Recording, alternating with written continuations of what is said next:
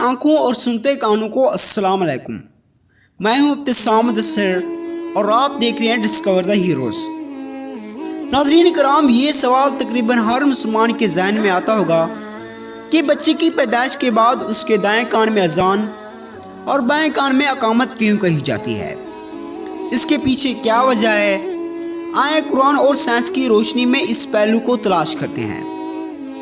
ناظرین، اسلام ایک مکمل ضابطہ حیات ہے جو ہماری زندگی کے ہر پہلو میں ہماری رہنمائی کرتا ہے، چاہے وہ پہلو خوشی کا ہو یا غمی کا، پیدائش کا ہو یا موت کے بعد کا۔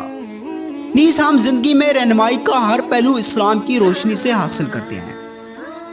آخر کیا وجہ ہے کہ ہمارے دین اسلام اور نبی کریم صلی اللہ علیہ وسلم نے بچے کے کان میں اذان اور اقامت کا حکم دیا؟ ایک حدیث کے مطابق نبی کریم صلی اللہ علیہ وسلم نے ارشاد فرمایا، جس کا مفہوم کچھ یوں ہے۔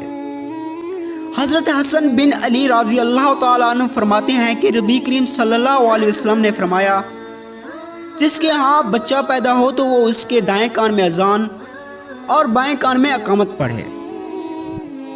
دوستو، آج سے پہلے علماء کرام نے جو حکمتیں اس حوالے سے ارشاد فرمائی ہیں وہ یہ ہیں: بچے کے کان میں اذان دینے سے بچہ شیطان کی شر سے محفوظ رہتا ہے اور یوں شیطان اس سے دور بھاگ جاتا ہے۔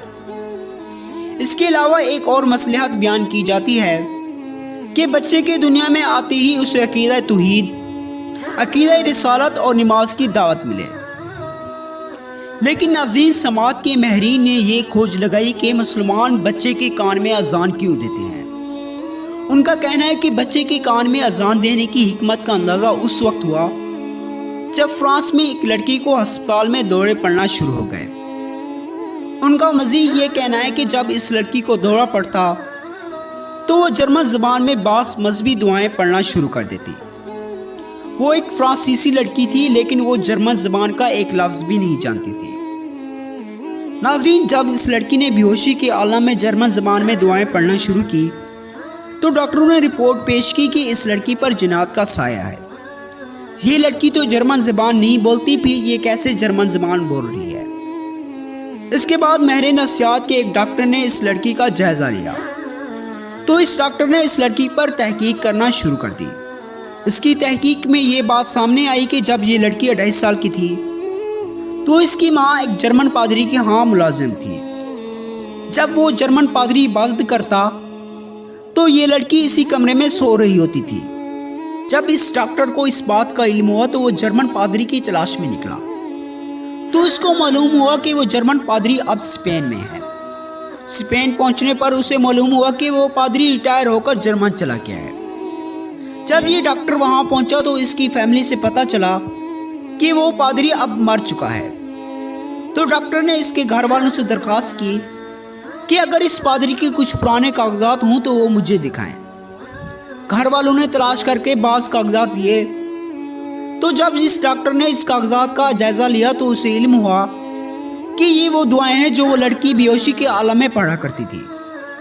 اور جب اس ڈاکٹر نے سارے واقعے کے بعد انسانی دماغ پر ریسرچ کی تو اس نے یہ نچوڑ نکالا کہ بچے کی پیدائش کے بعد اس کے کان میں جو بھی بات ڈالی جائے تو یہ بات ساری زندگی کے لیے اس کے دماغ میں محفوظ ہو جاتی ہے، اور جب بھی اس کے سامنے وہ الفاظ دہرائے جائیں تو اس کا دماغ اس لفظوں کو بہتر طریقے سے محفوظ کر لیتا ہے اور اسے اس کام کے لیے ترغیب دیتا ہے۔ اور یہی وجہ ہے کہ نبی کریم صلی اللہ علیہ وسلم نے ارشاد فرمایا، جب بھی کسی مسلمان کے گھر بچہ پیدا ہو تو وہ اس کے دائیں کان میں اذان اور بائیں کان میں اقامت کہے۔ ناظرین، بچے کے کان میں اذان دینے سے بچہ اذان کو یاد کر لیتا ہے اور وہ اذان جب دہرائی جاتی ہے تو وہ بچہ نماز کی طرف دوڑا چلا جاتا ہے۔ اس طرح وہ نیک کاموں کی طرف متوجہ ہو جاتا ہے۔ ناظرین، اگر آپ کے پاس بھی اس سوال کے متعلق مزید معلومات ہے تو کمنٹ کر کے ہماری اصلاح کر دیں، اور اس طرح کی مزید ویڈیوز دیکھنے کے لیے ہمارے چینل سبسکرائب کریں اور ساتھ دیے گئے بیل کے آئیکن کو بھی پریس کر دیں تاکہ ہماری نئی آنے والی ویڈیو سے آپ فائدہ اٹھا سکیں۔ ملتے ہیں ایک نئی ویڈیو کے ساتھ، تب تک کے لیے اللہ حافظ۔